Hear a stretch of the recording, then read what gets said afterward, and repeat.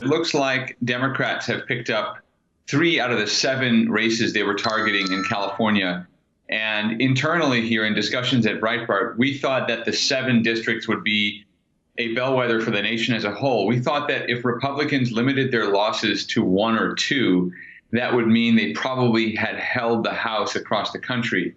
But as it happened, Democrats won 3 of those seats. Now, they didn't win 4, 5, 6, or 7.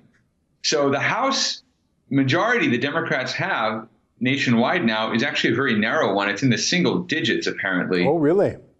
Yeah, apparently they won 32 seats. They needed 23. So that means they'll have a 9-seat majority, maybe give or take 1 or 2 when all the counting is done. But it means that Nancy Pelosi is going to have a tough fight to be elected speaker because there are roughly a dozen or so Democrats who are coming in who said they would not vote for her as speaker. So that's going to be a gut check moment for them, keeping in mind that her fundraising enabled them to win their races in some cases.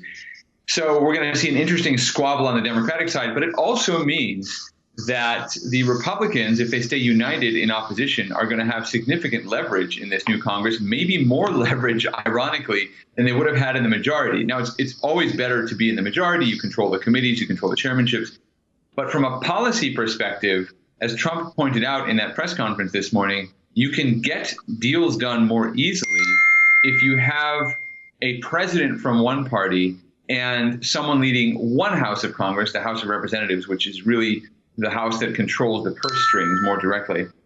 You can get deals done if a member of the opposition leads there or the opposition leads there, because there's a potential for dissenting factions on the majority side, if the majority is in the president's party, to torpedo pieces of legislation he'd like to put through. And that's the scenario we've seen over and over again with health care and other policies that the Republicans just could not get done on the Senate side more than the House side. But the Republicans could not fully repeal Obamacare in the last 2 years, partly because of exactly that dynamic. They had a slim majority, and so they had small factions dissenting and making demands, meaning that the ultimate legislation couldn't pass. But if you can have the Democrats with some responsibility for coming up with their own policies, and then you can have Republicans respond to those, Trump pointed out you can cobble together a coalition to get things done more easily.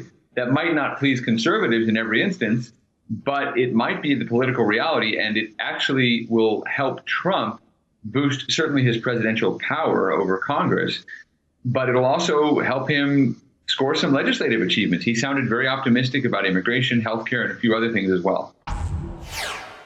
That's an excerpt from my daily show, The Ezra Levant Show, weekdays at 8 p.m. Eastern. Every day I do a monologue, interview a guest, and read my fan mail and my hate mail. To subscribe, go to therebel.media/shows.